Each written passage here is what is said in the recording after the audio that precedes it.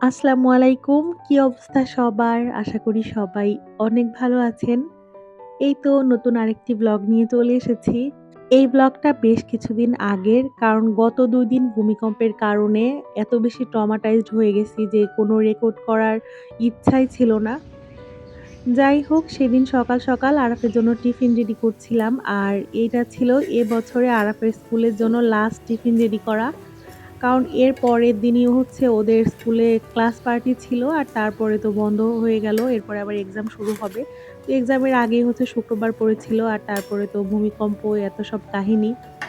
যাই হোক ঐদিন সকালবেলা আরাফকে ডিম পরোটা আর একটু আপেল দিয়ে হচ্ছে ওর টিফিনটা দিয়ে দিলাম। আর এখানে আরাফের জন্য টিফিনে আমি যা দেই, যদি একটু খাবার বেঁচে যায় সেটুকু আবার রাহিলের জন্য রেখে এরপরে আমি আরাফকে নিয়ে স্কুলে যাই। তো স্কুলে আরাফকে দিয়ে এসে আবার বাসায় এসে হচ্ছে সকালের জন্য খাবার বানানো শুরু করে দিলাম। মানে এখানে ভাত রান্না করছিলাম। আর পাশে হচ্ছে আমি একটু আমার জন্য ডিটক্স ওয়াটার তৈরি করে নিলাম। অনেকে এটাকে দেখে হচ্ছে ছবিতে লাল চা মনে করেছিলেন, বাট এটা হচ্ছে লাল চা না। এটা কাইন্ড অফ মাসালা টি আবার ডিটক্স ওয়াটারও বলা চলে। তো এখানে হচ্ছে আমি পুদিনা পাতা আর একটু আদা আর অল্প একটু হলুদ হচ্ছে একসাথে জাল করে নিয়েছি। মানে ২ কাপ পানিকে ১ কাপ পরিমাণ বানিয়ে নিয়েছি আরকি। অনেকক্ষণ বসে, বসে আমি এখানে আমার ডিটক্স ওয়াটারটা এনজয় করছিলাম। আর সকালের মিষ্টি রোদ এনজয় করছিলাম। যদিও আমার ব্যালকনিতে এই সাইডটাতে এখনো রোদ আসেনি। আরাফকে আমি স্কুলে দিয়ে বাসায় এসে রান্না সেরে নিলাম। আর আরাফের বাবা হচ্ছে ওকে বাসায় দিয়ে এরপরে আবার অফিসে যাবে। আমার এখন আর খুব একটা তাড়াহুড়ো নাই। আর সকাল, সকাল হচ্ছে আমার মানে সকালের খাবার রেডি করা শেষ। এরপরে আহিলকে হচ্ছে আমি খাইয়ে দিয়েছি। ওই যে আরাফের জন্য খাবার দেওয়ার পরে যে খাবারটা বেঁচে গিয়েছিল, ওইটাই হচ্ছে আমি আবার আহিলকে খাইয়ে দিলাম। তো ওকে একটু দেরি করে ভাত খাওয়াবো ভাবছি। তো যেদিন আহিলকে আমি টুকিটাকি কোনো কিছু নাস্তা দেই সকালে মানে মেইন খাবারের আগে, সেদিন দেখা যায় আরাফ স্কুল থেকে আসার পরে মানে আরাফ তো দেখা যায় যে ১০ টার মধ্যেই চলে আসে। তো স্কুল থেকে আসার পরে হচ্ছে আমি ২ জনকে আবার একসাথে ভাত খাইয়ে দেই। আসলে সমবয়সী বাচ্চা থাকলে ২ জনকে আলাদা, আলাদা করে যেকোনো কাজ করতে গেলে একটু কষ্ট হয়ে যায়। একসাথে ওদেরকে খাওয়ানো বা একসাথে গোসল করানো এই কাজগুলো আসলে একসাথে করতে পারলে একটু দেখা যায় যে ইজি হয় ব্যাপারটা। তারপরেও দেখা যায় দিন শেষে এত বেশি হাঁপিয়ে যাই। সারাদিনে যদি ১ ঘন্টাও নিজের জন্য পাই সেটাই আসলে আমার জন্য অনেক বেশি শান্তির লাগে। যেমন এই যে এই সময়টা আরাফ স্কুলে ওর বাবা হচ্ছে ওকে বাসায় দিয়ে পরে অফিসে যাবে। ওর বাবাও বের হয়ে গেল। আর আমি হচ্ছে এখন মোটামুটি ৪০ মিনিটের মতো ফ্রি টাইম পেয়েছি হাতে। তো এখন ভাবলাম যে আমি ব্রেকফাস্টটা করে নেই।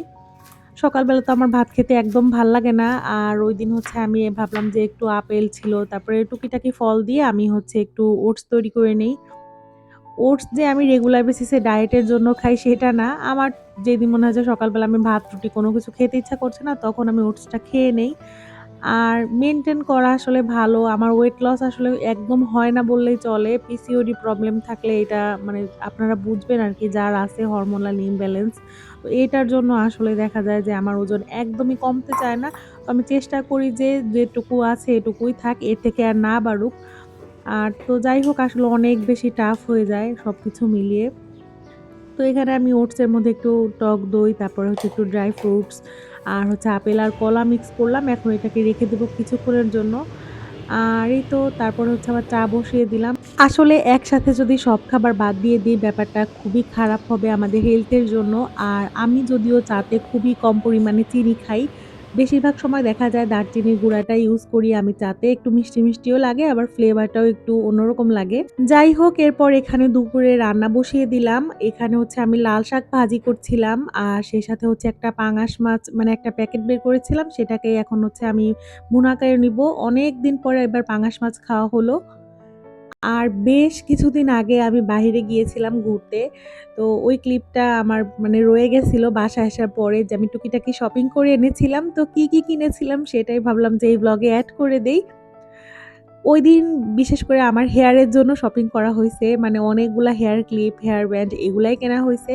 কারণ এগুলা দেখা যায় কেনার পরেও হেয়ার ক্লিপগুলো মোটামুটি থাকলেও মানে ব্যান্ডগুলো যে কোথায় হারিয়ে যায়। আর ইদানিং আহিল তো এত বেশি মানে আমার সবকিছু নিয়ে খেলাধুলা পছন্দ করছে। আমি ঘুমিয়েও থাকলে দেখা যায় আমার মাথা থেকে ও হেয়ার ব্যান্ড খুলে নিয়ে ও হাতে মানে পড়বে। আবার দেখা যাবে যে ও কোনো কিছু বেঁধে রাখবে। মানে প্রত্যেকটা খেলা ওর আমার জিনিসপত্র নিয়ে শুরু হইছে।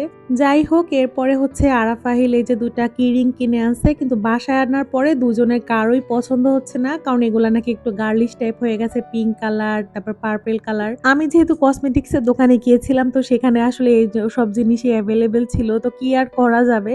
তো যাই হোক দুজনকে বুঝাচ্ছিলাম যে পরে আবার হচ্ছে ভালো কিছু কিনে দেব। তো আজকের মতো এই পর্যন্তই। আল্লাহ হাফেজ।